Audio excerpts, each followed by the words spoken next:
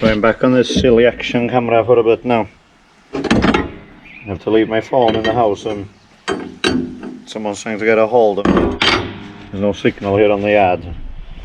I just get texts every now and again saying that I've got missed calls. The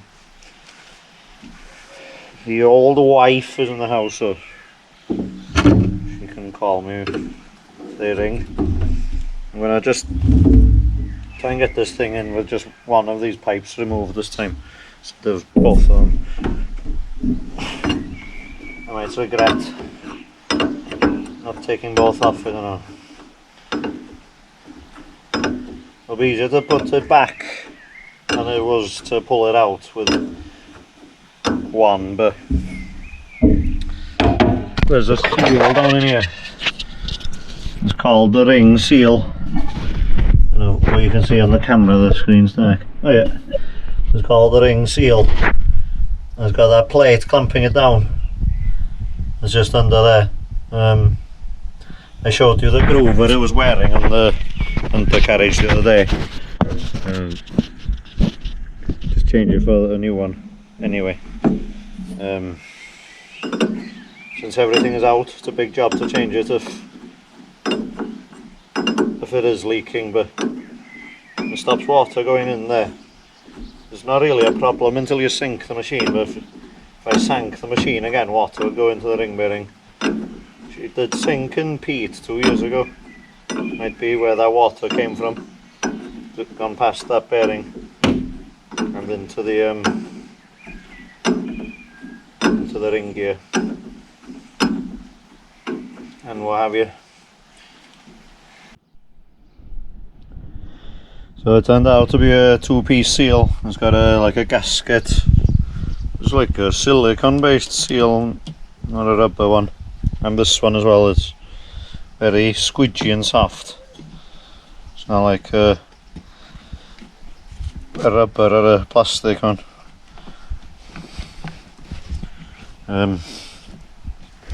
If I'd have known it was two separate ones, I'd have ordered that one as well. I'll just put this on.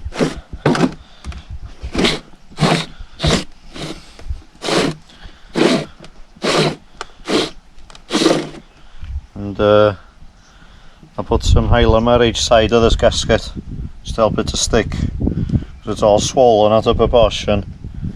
And some Hylamer on it and it'll flatten out and sit nicely. Good enough by now anyway, I'm not waiting for another one of them. There it goes, and stuff on each side. It's times like this I'm glad that I've washed the inside of the machine so well. If you're getting dirt and everything on your hands and everything on everything all the time, makes for a pretty crappy job, I reckon. They're all nipped up there now to spread all the gasket back out, and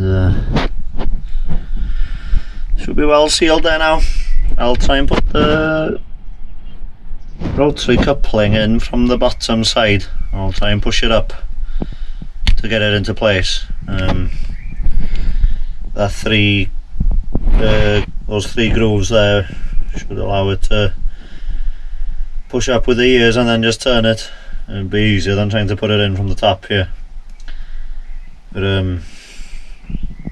I still might have to just undo this one so that I can get to the other pipes a little bit easier, but pushing the thing up through there will be a heck of a lot easier than trying to pull it up and out.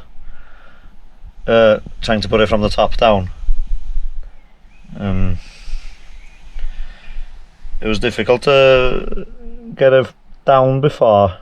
Well, I couldn't quite see what was going on, to be honest, when I pulled it out, but it's easier to see now after cleaning and pulling everything out. And it just goes in and out through the bottom there, not out through the top here like I removed it. But all those other pipes felt like they were in my way and everything when I was pulling out the bottom. So, and the pipes coming out of it were curved. Anyway, I pulled it out the top anyway, I don't know what was going on about it. I'll try this one. Try it back up through the hole this time. If I can get the pipes all to go in together, I might cable tie them together first. So before I put this thing back in the machine, I'm just going to put it on the weigh scales to see how much it actually weighs. I reckon it weighs about 40 kilos. It weighs about 45, I'm not sure. So I turn around with that block of wood on zero, so I take it as zeros itself every time. Might not be 40, might be 35-ish.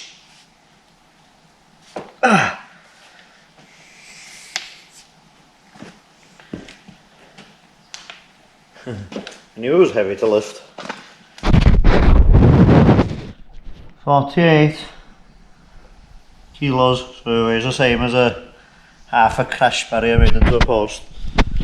It's quite difficult to lift it up and out the machine like that. Especially when these pipes catch and things and they're bending as well. If they're adding a few kilos of force each, we bend the pipes. That thing's frozen on 48 now. Anyway, that's how much it is. But when the pipes catch, it adds quite a lot of kilograms. I think it sets the weight when you do that stuff. I'll lift it up. Because on 48, there you go, 10 kilos when the pipes catch. So I was saying it's difficult to lift it up when the pipes catch. They are adding 5 kilos each. So keep in mind how much it weighs when you try and take it out. I wasn't keen on taking it out through the bottom. I said earlier I could have taken it out through the bottom, but it was above me and it would have been above my head. I wouldn't have had much room to move out the way. I didn't know how much it weighed. I didn't want it to land on me. Yeah, it's a heavy bugger. Just showing it so you can be aware of how heavy it is if you try and take it out, in case you get injured or something. But as I say, all my videos are how I do, not how to. I'm merely showing you pretty much a story of me doing stuff, so it's to help the learning process of everyone alongside me, really. Well, I know of all this stuff, but I haven't done everything. But, I give everything a go. So another day, well, if you converted $2,000 spent on oils and grease and stuff this morning. I generally buy oils in little 25-litre jars, but I need to service about 6 engines. I've done 1, I need to do 5. Oh, 1, 2, 3, 4, 5, 6. I've still got 6 to do. 7 if you count the screening machine, but I'm not going to service that because it's only done about 200 hours. I should service it though because it's a rebuilt engine. Might service that as well then, so yeah.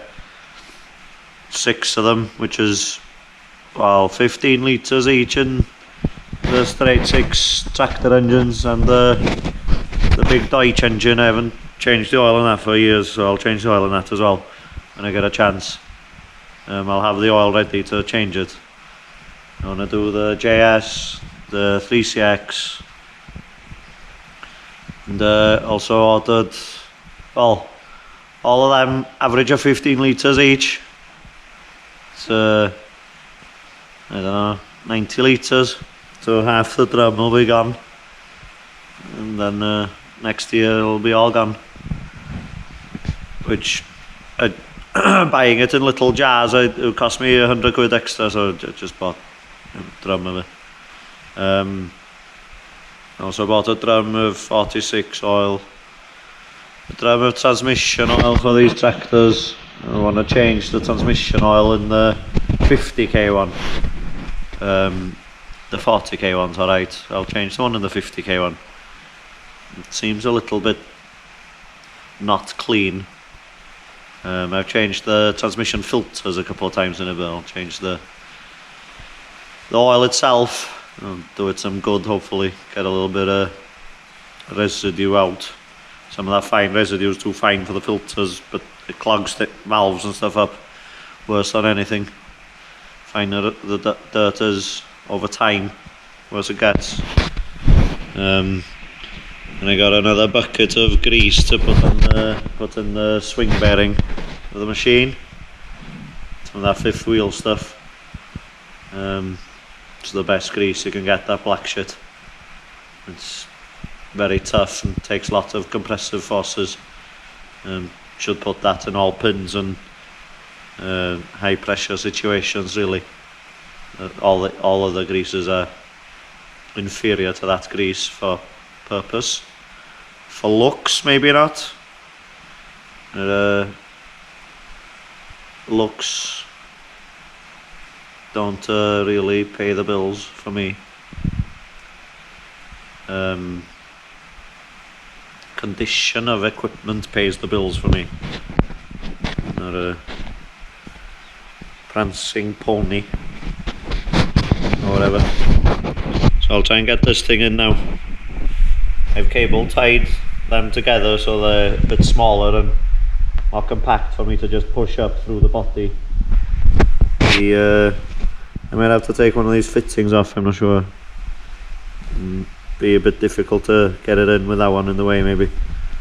And that one's difficult to undo. I tried to undo that the other day. I couldn't get this in the vise. I'd be able to get it open on the floor though, this one. But then it's a bugger to put back in when you put it back in place, so I'd have to put that up through and then turn it so these align up to put it up into the body of the machine. And that word I've been thinking about but not getting, void, I'm trying to say. And underneath the bottom of the boom and the spool block there, into the void. That's my word for it. I got that heavy difficult sod down there now ready to push up into the void.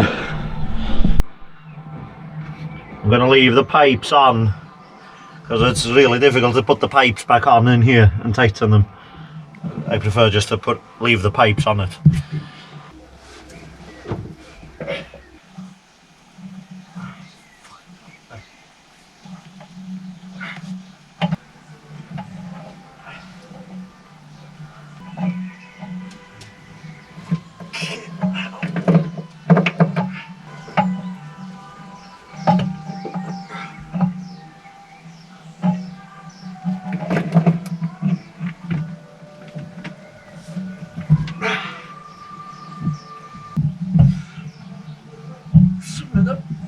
Fuck off.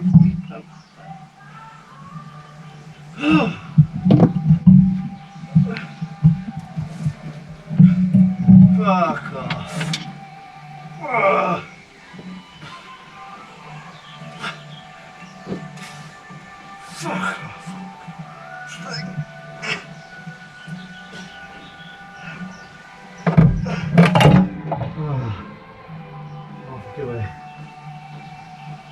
I'm help. Got too tired too quick there.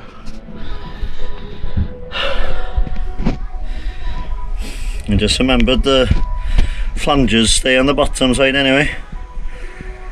Not on the top side. I don't know why. Why does it have to sit on the bottom side? Because the threaded holes are in the unit, not in the chassis. Are they in the chassis where those lead plugs are? Can you swap it over? The pipes wouldn't. Why not reach then? I'm going to tie a rope onto it from the top and pull it up with a rope. Because difficulty with getting it up there is not the lifting it up, it's the getting it from there up to about here and then pushing it up. The pipes catch and you have to try and get these fittings to go through the hole. Maybe it'll be a little bit easier with a sling. I'll be able to put the sling over my shoulder up the top as well, and so I can use my shoulder and my hands to pull it up. It'll be easier than when I pulled it out when these pipes were covered in hydraulic oil as well.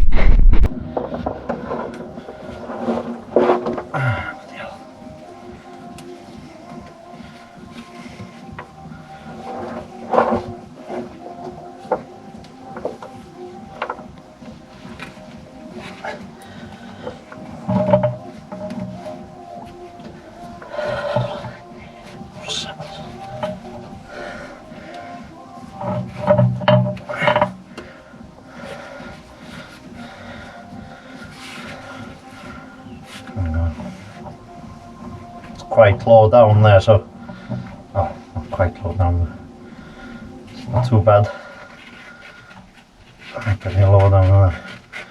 The lower down it is, the less I have to try and stand up with it up top to get it to pull through and sit in position. I'm going to put it up and put it through the hole here and turn it so it's sitting up top.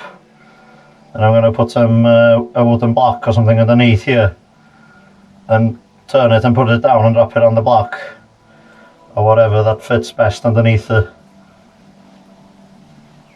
Might use a toy car if that's a better fit. Then I can take these plugs out and hook all the piping back up before putting the bolts in to hold this up and body there. I won't be able to get these bastard pipes through them.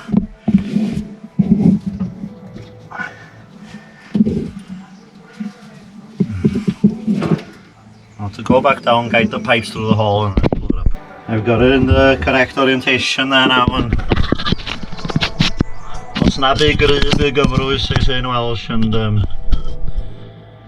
sometimes I'm neither cry nor cyfrwys, so I haven't got much going for me there.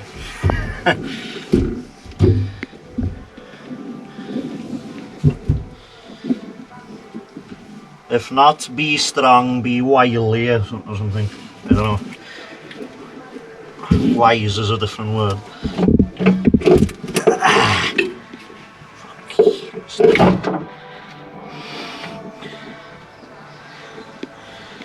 Well, I'll have to have the sling at the top. The pipes insist on going the wrong way otherwise. T3. Cunning, maybe not wily. I'm sure what a wily is. Like a fox stealing some chickens.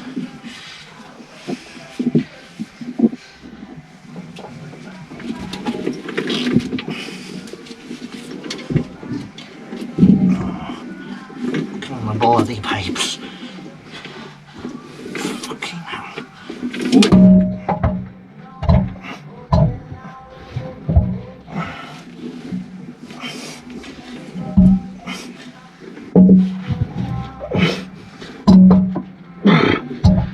To know that there are people in the house talking nonsense while I'm trying to do this.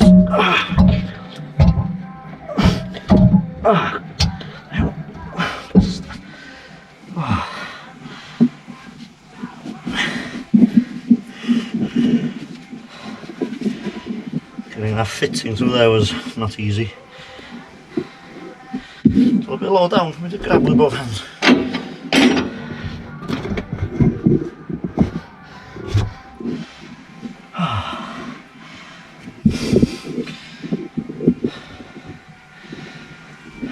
Grab this to swivel it.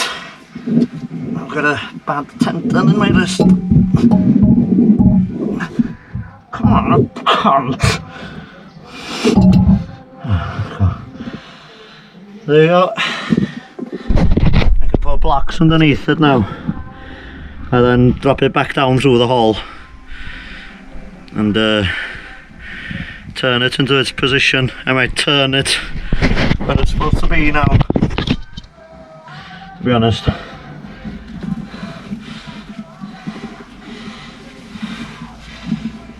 Tie this hand up.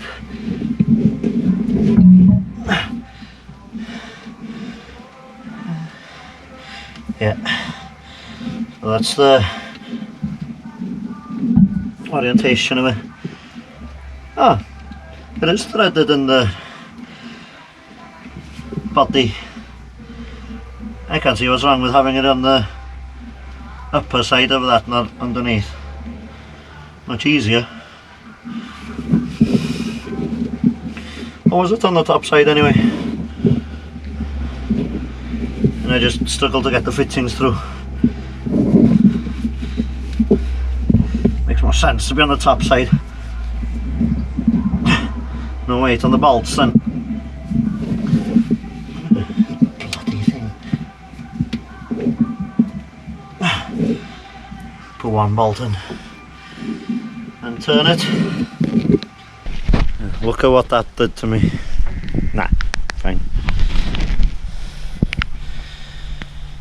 But just be aware it's good to have some help to do that. I generally just struggle on my own with stuff, but if you got help, use it. Don't try and struggle like that, because it can be dangerous. It can hurt your hands or your face or whatever if you drop the thing on your head. I nearly got trapped underneath it earlier, and it came down on top of me. I was pressing and fitting into my ribs. There was very painful, to say the least. Now getting that last bolt at the back there is quite difficult. I can't reach it. One of those little fairground skulls on a stick could be the preferred tool to get it in, I think. I might have to put a piece of string on it and drop it down. I can reach them to tighten them with the 6 extensions.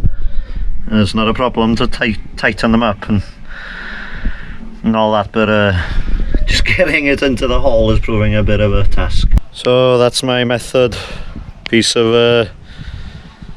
I can't remember, etta in Welsh. For argument's sake, we'll call it Ida. Not thread. We've got a piece of thread around the top of the bolt there, self-tightening. And I put some Vaseline on the washer to hold it on the bolt. 20 times easier to get it in like that. I can even get the thread off. I forgot the word again. Even though I talk about threads all the time. Can even get the threads off after tightening it up. Tighten them up. Tighten them up. Tighten them up. You know what I mean. It's extension time. 6 together there to get them in. It's easier than taking more pipes off.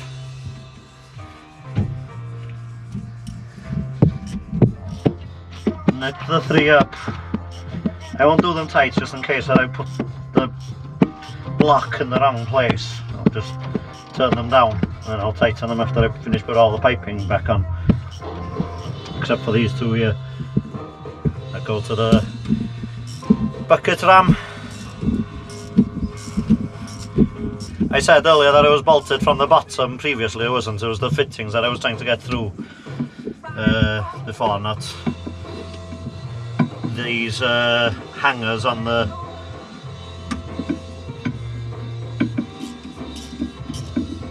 rotary coupling itself. Not these hangers on the rotary coupling itself.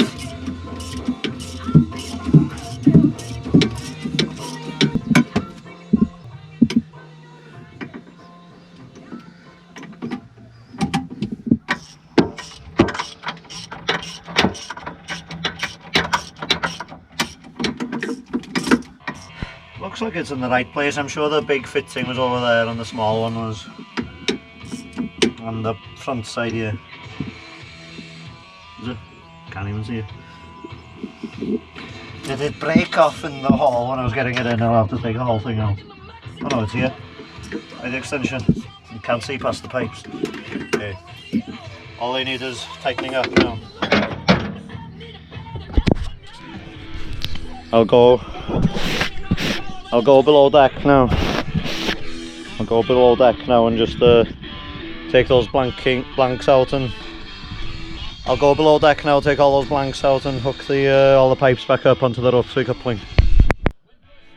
So going back to take all those fittings off and put the pipes back on, need well, I got a 3/4 but 2 19s, 2 32s and 2 27s.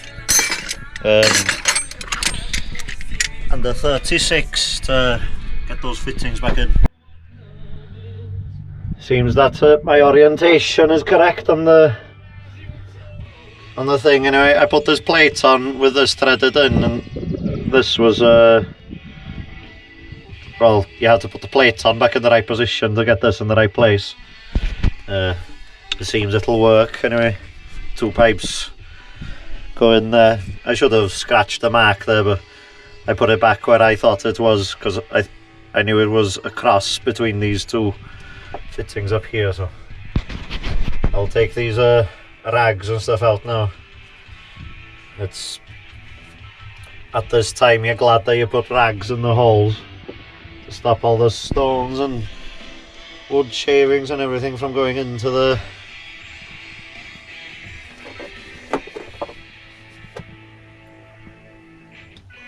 component that you've spent time and money rebuilding and trying to do a good job of it, and you fill it up with stones and gravel and dust. What is the purpose of that? It's better off leaving it where it was than filling it up with crap. I got these fittings cleaned up and I put some petroleum jelly on the O-ring, because petroleum jelly is very good for rubber.